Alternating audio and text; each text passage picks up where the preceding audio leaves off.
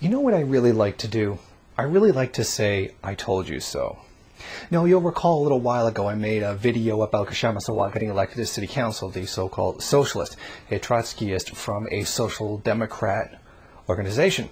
And I made several points about how essentially, engaging in bourgeois parliamentarianism doesn't bring revolution.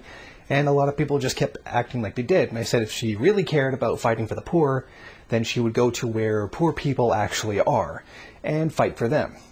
Of course, the reaction by many first worldists was just to say that I'm racist, which is a complete non sequitur, but whatever.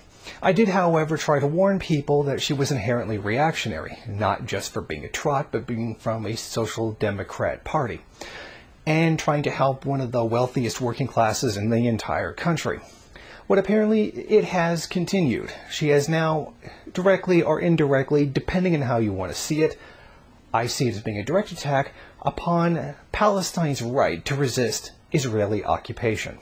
For some reason, a city council felt the need to actually step in on the Israel-Palestine issue, which basically has no relevance on like a municipal level, so I wonder why it was necessary. But she did go ahead and make a very clear statement, a letter to U.S. President Barack Obama. We also condemn the indiscriminate rocket attacks by Hamas against the civilian population living in Israel.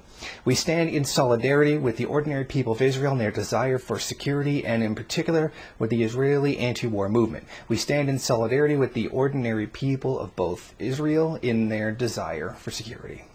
This was, of course, part of a much larger letter, which also condemned Israel. But for some reason, she felt the need to attack Palestine's right to defend itself, its indiscriminate attacking of civilians. If by that you mean the extremely limited ability Hamas has to be able to strike back. Now, I don't have to give you, my viewers, the statistics. It's literally like 1,200 people in Palestine are dead and like a handful in Israel. It's actually pretty brutally one-sided. And her interesting comment here, the rockets they shoot back are a crime.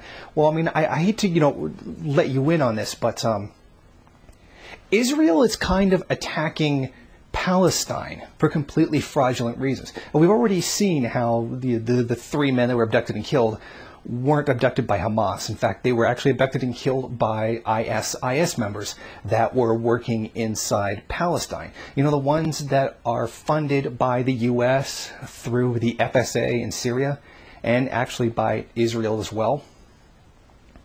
Well, apparently Hamas doesn't have the right to shoot back at the people who are attacking them. And do I have to explain to her the concept of imperialism? We know Trotskyists are very they have a really good, strong tendency towards imperialism itself, and a tendency towards racism. Am I accusing Kshama Sawant of racism? No, I'm not. I am accusing her of supporting imperialism, particularly in this case. It's very ridiculous to really to make a statement like this, to portray the Palestinians as the aggressors, or they are somehow doing something wrong. They're not. They're overwhelmingly, obviously, the victims in this case. The war has been tremendously, brutally one-sided. But what could possibly have happened to distort her thinking to where she would say something like this? A friend the other day told me an old expression. A man drops a gold coin in a river, and he jumps in to try to get that coin. He ends up drowning. And says, did the man own the coin, or did the coin own him?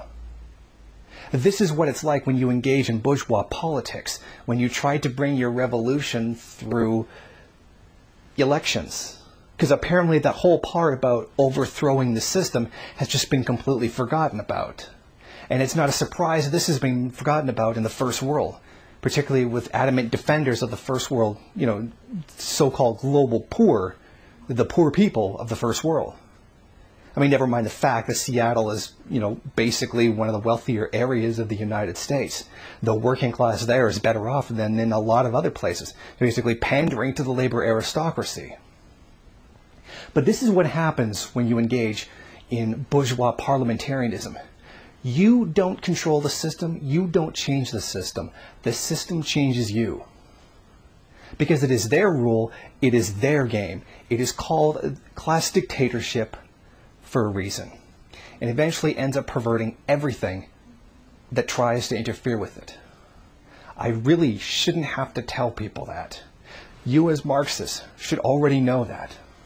I think this shows the very limited Marxist understanding that many First Worlders actually have. First Worlders, those who believe that the working class in the United States, Canada, the UK are the world's oppressed. I said from the beginning that she was inherently reactionary given her belief and those who supported her so blindly that somehow her getting elected was some kind of a victory. It has not been a victory. She has virtually no power whatsoever. And to think that revolution actually does come from being elected, you're entirely delusional. Hopefully this puts a little bit more information out there for the people who just so blatantly called me racist for not agreeing with selling out Marxist principles for bourgeois democracy. Thank you for watching. Please comment and rate the video. If you liked it, hit subscribe or check out some of these other great videos. If you wish, share it on social media. While you're at it, why don't you follow me on Twitter? And if you got time, go on over to the MRN bookstore and check out some of the latest books available.